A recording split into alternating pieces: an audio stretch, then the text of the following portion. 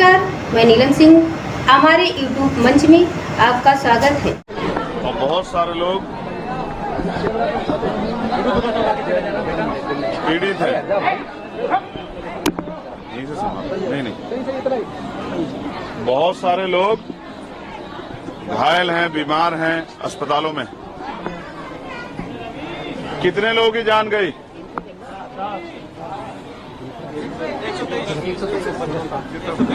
123 तो वो हैं जिनका पोस्टमार्टम हुआ। सर जी गलत है, गलत है। 750 मैं था वहाँ। तुम तो वहाँ बाबा का आशीर्वाद लेने गए थे? नहीं सर, मैं बाबा का आशीर्वाद और क्या? कभी नहीं गया। कोई कहते मेरे गांव के लोग, मैं कभी नहीं गया। गए नहीं? चुप हो जाओ। देखो, अभी ना आप पे आंकड़े हैं ना मेरे पास आंकड़े हैं, लेकिन 123 लोग वो हैं जिनका पोस्टमार्टम हुआ।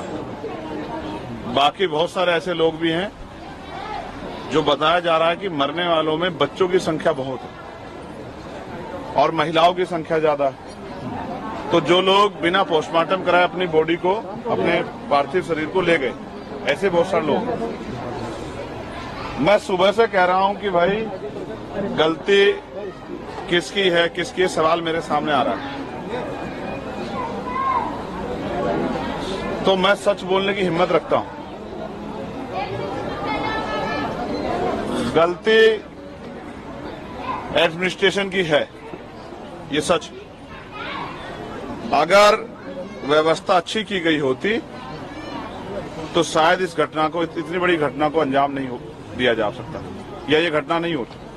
अगर व्यवस्था सही होती, बड़े अधिकारियों ने, पुलिस के अधिकारियों की, कर्मचारियों की ड्यूटी उस प्रकार से लगाई होती और उनकी संख्या पर्याप्त होती। 80,000 लोगों की परमिशन पे और 100 लोग अगर ड्यूटी करेंगे, एक आदमी अगर 800 आदमियों की जिम्मेदारी उठाएगा तो कहां संभव है?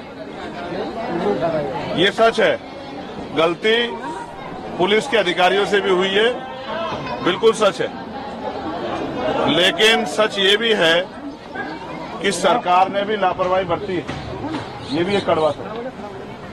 क्योंकि सरकार इस बात को जानती है कि कौन लोग वहां ज्यादा संख्या में जा रहे हैं और उनके जीने और मरने से कोई फर्क किसी को पड़ता नहीं। लेकिन गलती हमारी भी है, मैं इस बात को स्वीकार करता हूं, गलती हमारी, हमसे बड़े पुराने नेताओं की, हमारे आंदोलन की गलती है कि हम लोग अपने निकम्मे समाज को समझाने में कामयाब नहीं हो पा रहे। बाबा साहब का इतना बड़ा स्टैचू लगाते हो, घरों में बाबा साहब की तस्वीर लगाते हो, घरों के बाहर बाबा साहब के पोस्टर लगाते हो, इतने बड़े बड़े बैनर लगा रखे हैं मैंने देखे इस बस्ती में, और फिर भी इन नकली बाबाओं के पास जाते हो।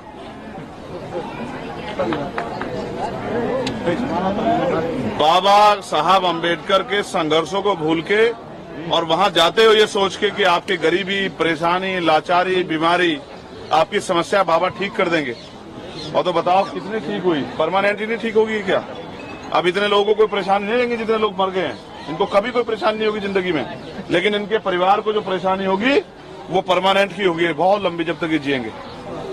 जिसने अपनी बहन खो दी, जिसने अपनी माँ खो दी, जिसने अपनी बेटी खो दी, जिसने अपना बेटा खो दिया, उनके जीवन में सदैव के लिए अंधेरा हो गया।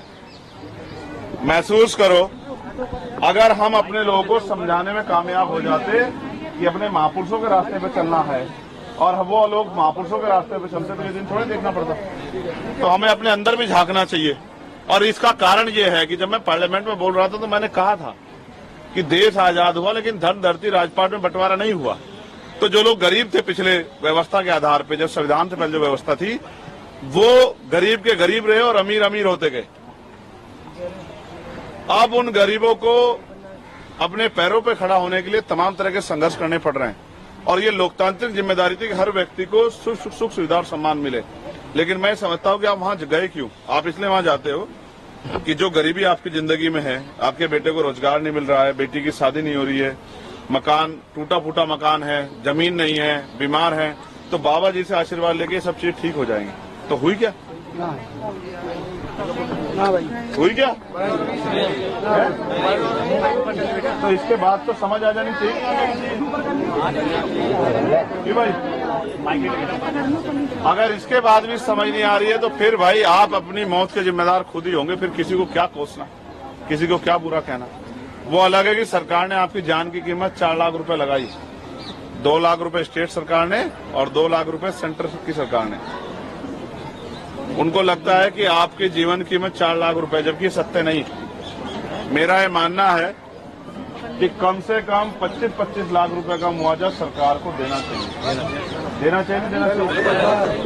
क्योंकि जो व्यक्ति पाल पोस के इसको बड़ा किया गया है और जिसके ऊपर परिवार की जिम्मेदारी टिकी है या जिससे परिवार जुड़ा हुआ है, जब वो नहीं रहा तो उसकी कमी तो कैसे पूरी नहीं हो सकती। लेकिन सरकार, मुख्यमंत्री आए थे, मुझे लगा था उनके आंसू पूछेंगे, लेकिन मुख्यमंत्री जब आके यहाँ पता लगा कि ये कौन लोग हैं जिनके साथ इतना जुल्म हुआ है, तो मुख्यमंत्री ने सोचा होगा इनकी जिम्मेदारी मेरे सर नहीं, इनकी जिम्मेदारी तो चंद्रशेखर आजाद को उठानी है, तो चाहे वो की उनकी मदद करे तो 2-2 लाख रुपए देकर टाल के चले। ये है आपकी जिंदगी का सच। मैं आपसे हाथ जोड़ के कह रहा हूं, अंधविश्वास पाखंडवाद में मत पड़ो, अपने बच्चों को पढ़ाओ। वो अलग बात है कि सरकार ने रोजगार के सारे साधन खत्म कर दिए, पढ़े लिखे नौजवान बेरोजगार घूम रहे हैं। भर्ती आती है, भर्ती बाद में आती है, पहले पेपर लीक हो जाता है और जो भर्ती आ जाती है उसमें 69,000 शिक्षक भर्ती से घोटाले हो जाते हैं। लेकिन फिर भी हम पे ये रास्ता नहीं है, ये रास्ता तो हम पे इतने साल हम जुर्म सहते रहे सदियों, तब सब लोगों ने होते, किसने हमारी बात नहीं सुनी। तो बाबा साहब अम्बेडकर ने हमें रास्ता दिखाया, भगवान बुद्ध ने हमें रास्ता दिखाया, सदगुरु रविदास जी ने, गुरु नानक देव ने हमें रास्ता दिखाया, गुरु कबीर ने हमें रास्ता दिखाया। लेकिन वो रास्ता ये नहीं है जो जिस रास्ते पे आप जा रहे हो। तो पहले तो हमारे यहाँ वैचारिक लोग थे, आंदोलन थे, समझाया जाता था, सिखाया जाता था, जागरूक किया जाता। अब तो बंद हो गया सब कुछ। और मैं तो आज की नौजवान पीढ़ी पे हंस रहा हूँ, तुम कैसे भेजने देते हो माँ को वहाँ भेज देते हो, कैसे माँ मानती नहीं, आप कैसे मनाओगे माँ? अपनी जिम्मेदारी को अदा करो। सिर्फ मेरे आने पे घूमने से या नारा लगाने से काम नहीं चलेगा, समाज में बैठ के समाज को जागरूक करो। जब तक आप जमीनी स्तर पे समाज को जागरूक नहीं करोगे तो जयंती बनाने से कुछ नहीं हुआ। इतने बड़े बड़े बैनर लगाए, अलग अलग बैनर लगाए, अलग अलग कमेटी बनाई, क्या हुआ उससे? लेकिन फिर भी जाता हो वहीं रहे हो। आपको बाबा के रास्ते पे नहीं, डॉक्टर बाबा साहब अम्बेडकर के रास्ते पे चलना होगा अगर आपको अपनी जिंदगी में उद्धार करना है। आपको अपनी गरीबी, बेबसी, लाचारी, परेशानियां, बीमारियों का इलाज करना है तो आपको अपनी सामाजिक जागरूकता बढ़ानी पड़ेगी और राजनीतिक ताकत भी बनानी पड़ेगी। और आप नहीं कर पाओगे ऐसा तो फिर कोई परिवार जाएगा बाबा के पास, और बाबा के पास जाने के बाद बाबा से क्या उम्मीद करेगा कि जीवन बदल जाए। और मैं तो ये जो मीडिया के साथी इनके माध्यम से कहना चाहता हूँ बाबा जी को, ये वाले बाबा जी, अपने वाले बाबा जी नहीं, उनके विचार तो हम पे हैं। ये जो बाबा जी यहाँ वाले, कि अगर वास्तविकता में इनके हितैषी हो तो इनको कम से कम 1-1 करोड़ रुपए का मुआवजा अपनी तरफ से दो। अगर आप इनके हितैषी, जिनकी जान चली गई, जिनके परिवार का सूरज छिप गया है, उनको कम से कम 1-1 करोड़ रुपए का मुआवजा दो, तब तो मैं मानूं कि आप इनके हितैषी, क्योंकि ये आप ही के नाम पे तो गए थे वहां। और अगर आप ऐसा नहीं करते तो ये माना जाए कि आप भी इनसे कोई प्रेम नहीं रखते। तो मैं आपसे अपील करता हूँ, ये जो मेरी माएं बहनें बैठी हैं, ये आप मीडिया वाले, तुमने बड़ा परेशान कर दिया। तुम्हें अपनी इसकी पड़ी, तुम डिस्टर्ब कर रहे हो इस तरह से। यहाँ इसका खामियाजा फिर भुगत लोगे क्या?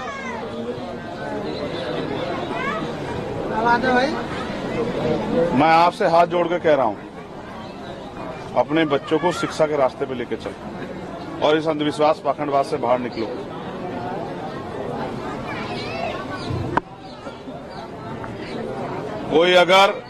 कोई सामंती, कोई गुंडा अगर आप पे अपराध कर देता तो मैं उसके नकेल गिर देता आज। लेकिन यहां तो आप खुद गए हो जाके मरने की।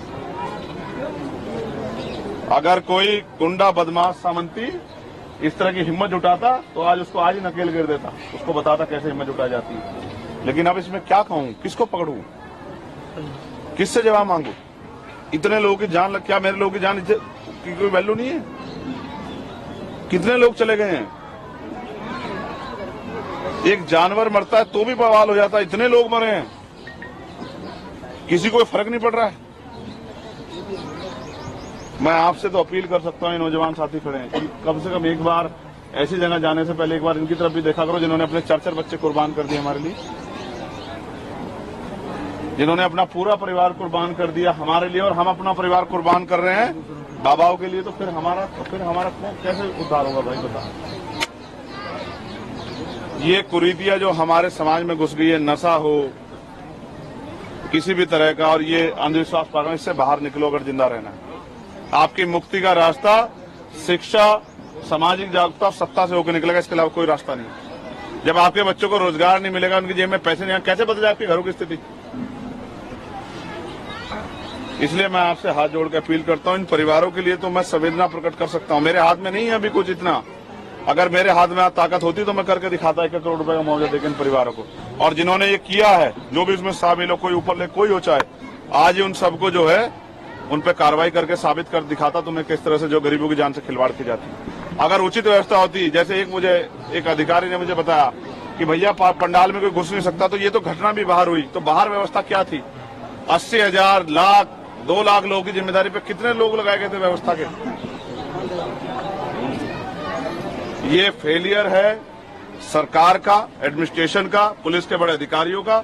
और अगर गाज भी गिरेगी तो इन पे गिरेगी, विचारों पे, इंस्पेक्टर पे, सीओ पे, दरोगा पे, हेड कांस्टेबल पे।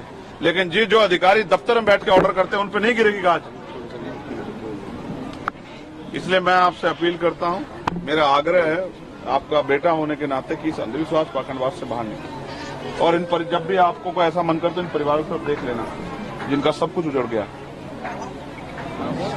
मैं इस मामले को इतनी आसानी से नहीं छोड़ूंगा। मैं इस मामले को पार्लियामेंट में उठाऊंगा और सरकार से जवाब मांगूंगा। सरकार बच नहीं सकती, सरकार भाग नहीं सकती है। और जो भी दोषी होगा, इनकी जांच, मैं इसलिए देर से आया कि पहले शांत हो जाने दो, थोड़ा सा पता लग जाए क्या क्या हो रहा है। जो इनकी जांच कमेटी और इनकी रिपोर्ट बन जाएगी, उसको भी हम लोग जो है स्टडी करेंगे।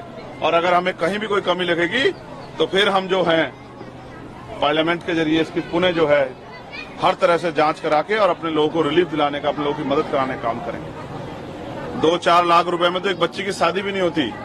कैसे मुख्यमंत्री को लगा कि 2 लाख रुपए में जीवन खत्म, जीवन पूरा हो जाता है? एक तरफ 50 लाख रुपए का मुआवजा देते हो लखनऊ में, और दूसरी तरफ यहाँ 2 लाख रुपए का मुआवजा देते हो। ये है सबका साथ सबका विकास। हाँ, सच है कि जाति धर्म देख के, और मुख्यमंत्री जी तो आपको परिवार मानते हैं, अपना परिवार बताते हैं, लेकिन क्या हुआ? जाति आड़े आ गई क्या?